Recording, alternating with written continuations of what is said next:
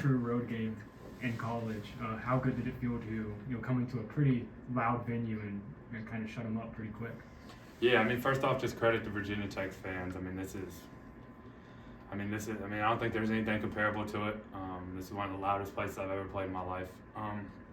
It's just awesome to kind of go out like this. It's not really the way we wanted to finish on defense there towards the end of the game. We wanted to continue to our standard's our standard, and when we don't live up to that, we're not as happy as we want to be. But, just my last road game with NC State, excited it could be a W. What have you learned about this team in these last 4 weeks?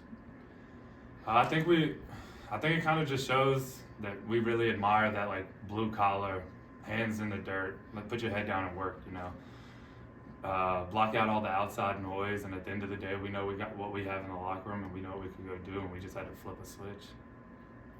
As a defensive guy, how was it to see Isaiah Shirley out there at tight end? Yeah, it's really cool. Shout out Isaiah Shirley, a young guy who's getting his opportunity.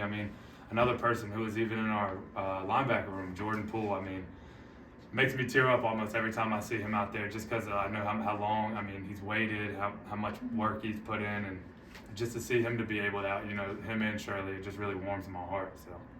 Trent Penix talked about some of those position changes and guys playing free, and just how much of that spirit just playing free and really savoring these last few games really helped this team? Yeah, I think that also shows the character of this team. I think if you ask other guys on other teams to move positions, to switch what they've been doing their whole life, you have a lot of problems. Around here, it's just, yes, sir, how can I help you? That's all you get, and just, credit to Coach Dorn and the culture that he's built. But, put someone out there, they're going to make a play, next man mentality. So. How surreal is it next week, the final home game? I remember being at Orange High when you signed, and it seemed like a million years ago. Yeah. And just how surreal is it now that it's kind of winding down? Yeah, when you're sitting in the back of the team room as a freshman, you don't really, when all seniors are up there saying this flies by, you're like, man, I'm still a freshman taking all these classes, But, going into my last game, 6th year, 23 years old, I'm just excited.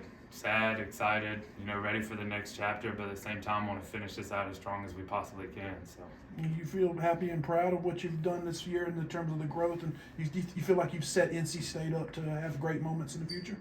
I don't know if that's necessarily me. I think that's everybody. I think that's credit to Coach Dorn, Coach Gibson, the recruiting staff. I think the people that we bring in here. It's not always about talent, the character that we bring in here, just how the guys mold with each other. I think that Coach Dorn and them have set themselves up for tremendous years to come. Last question. Y'all talked about kind of hitting a low after the Duke game and everything that has gone into that.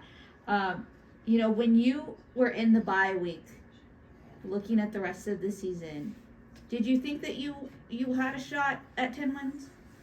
Every game, that's just kind of how, as a competitor, you think you're going to win every single game. There's never a game that I've ever walked in to thinking that we're going to lose.